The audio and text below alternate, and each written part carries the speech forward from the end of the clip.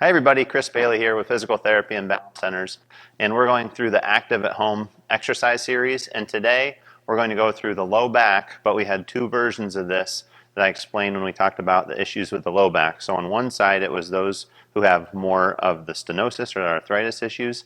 That's in a different video. This one's going to be if you have the disc issues.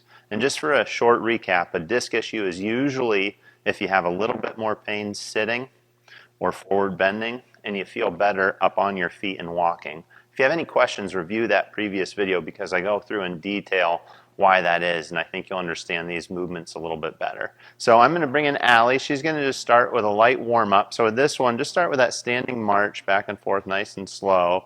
So she's just going about a couple minutes with this, and what she's trying to do is just bring her knee up towards her hands here. This is just a warm-up, just to get the trunk going, to get the hip muscles activated for some of the exercises that we're going to do.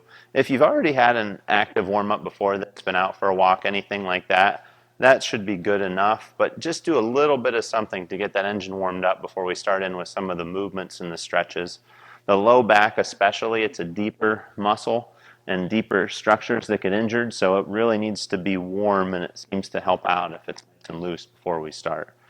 So what I want you to do now, just do some backwards bends, some extensions going back. So she's just trying to stretch out the low back as she's doing this one here. And what we're trying to have her do is she just holds for a second or two, and then she comes back up to forwards. As she goes back that way, she's trying to go back just a little bit more and more, and the hips can come forward. So a lot of people might try at home at first and keep this part still, but you can let those hips come forward as you bend backwards like this. So this is a great one if you're stuck in a position at work where you're kind of slouched for a long period of time, or even when you get up off the couch at home. This puts a lot of pressure on the discs in a good way to do that movement. So do about 10 of those when you get up. But for this series, she'll do about 10 or 15 to warm up with that movement there.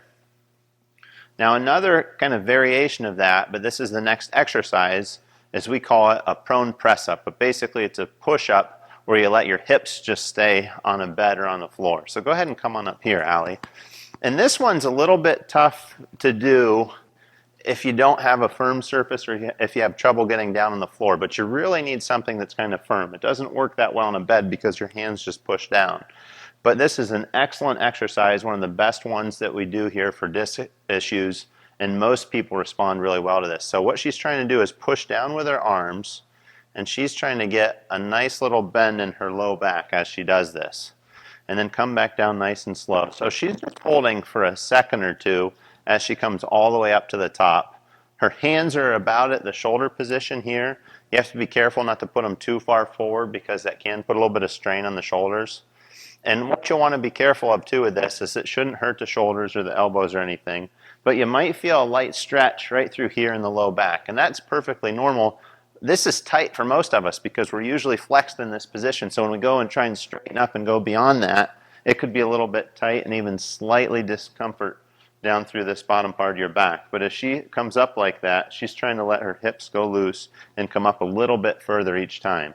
So do 2 sets of that of 10, Allie, like that. Now some people, obviously, if they can't get into this position, or if you have some pain in your back and you can't do this at work, the alternative is that I like people to do is if you have a countertop, so this over here is about 36 inches. It's the height of a kitchen countertop.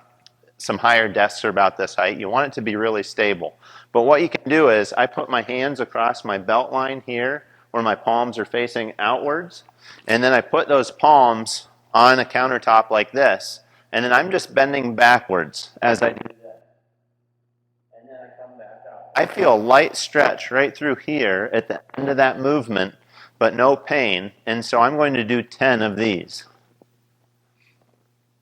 And as I mentioned in our other video that we had, I have pain occasionally in my big toe, which comes from a disc issue in my back. For me, to do these movements actually takes that issue right out of my big toe, and I feel really good. For some other folks that have pain that shoots from the low back into the lower body, this movement could be better. What you want to make sure is that your pain doesn't increase into your leg or into the foot area as you do that push-up or that backwards bend. We don't really want that to happen. Okay, so once Allie's done with those, we're going to go into a Superman exercise. So what this is, it's a strengthening exercise for the trunk muscles that keep you upright like this. So go ahead and lift your arms up straight and your legs up like that. And she's just tightening up the low back muscles, the butt muscles, and some of the mid back muscles. And it's about a 10-second hold.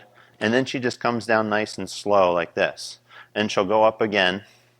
And I'll usually have people do this for about 5 times. So it's roughly a minute to go through this series. And we're holding this because these trunk muscles especially are more postural muscles. So they're not ones that so much are meant for big bursts of power and strength, but rather just to keep you upright for a longer period of time. And that's why we're having her hold these for a little bit longer. These are some of the main muscles that when people get recurring back pain are pretty weak. These and some other ones that help to rotate the trunk, which we'll get into in the next exercise. You don't want any pain back here with this one. It looks pretty easy, but I'm telling you, after 10 of these muscles get tired out and you have to take a breather for a second. So after that one, just take a break for a second, Allie. And then what we'll get into are ones we call opposite arm and leg exercises. So with this, she kind of comes up on all 4.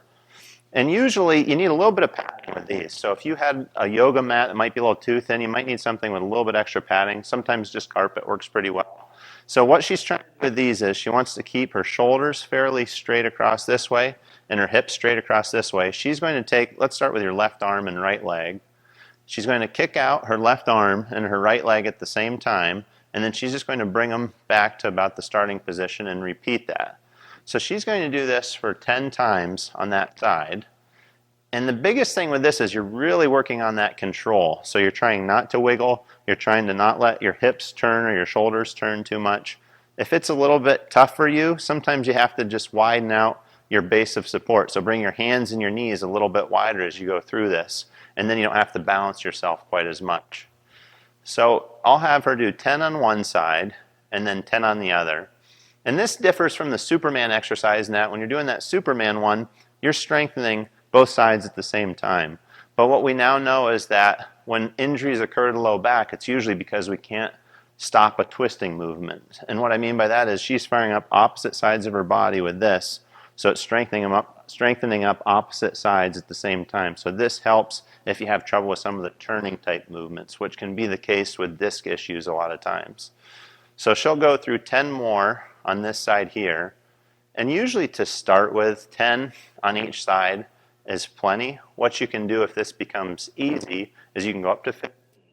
Or like I said, if it's hard for you to make your base wider, if it's too easy, just start by bringing your base of support in a little bit. And this will make the exercise more difficult to do. You'll have to balance yourself a little bit more. Good. Okay. So as she's finishing up with those, we're going to go back to the sitting position. And this is probably one of the biggest things that we have people do who come in with back and disc issues, is that a lot of times they don't sit correctly. So you could go through all the exercises that you want to, but we know one thing for sure: if we tend to go back to a slouch sitting position, like I reviewed in the disc talk earlier, is that it pushes the discs actually forwards as you sit like this here. And what we want to sit up nice and straight is to push the disc backwards to get in a little bit better position. So what I want her to do is sit up nice and straight like this here. And we're going to put a little posture support behind her low back, just like this, and scoot back this way here. So I want her sitting with that nice arch position there.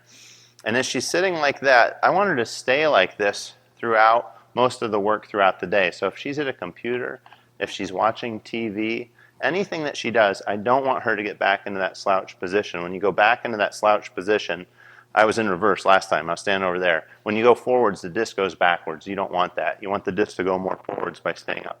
Right? So as she sits like this, it puts the disc in a much better position. So when you sit or stand, you want to be careful to keep your posture like this. If you even have a standing desk, some people have trouble. I just had a woman with a disc issue in the other day because it bothered her to stand for a long period of time. What you can do is, if you have a little step stool in front of you, so say if I was at a standing desk, I just had her put one foot up on that step stool. That helps to keep that arch a little bit better as she works in this position. So sometimes finding just those little tweaks for your back and for your posture really help to keep that straight as you continue to help your back heal. But if you still have pain in your back after trying these exercises for a couple of weeks, or if you have more pain going down your leg, please give us a call, because it could be a sign that you might need a little bit of help in the guidance with these exercises. So I hope these help. If you have any questions, just give us a call, and we'll see you next time.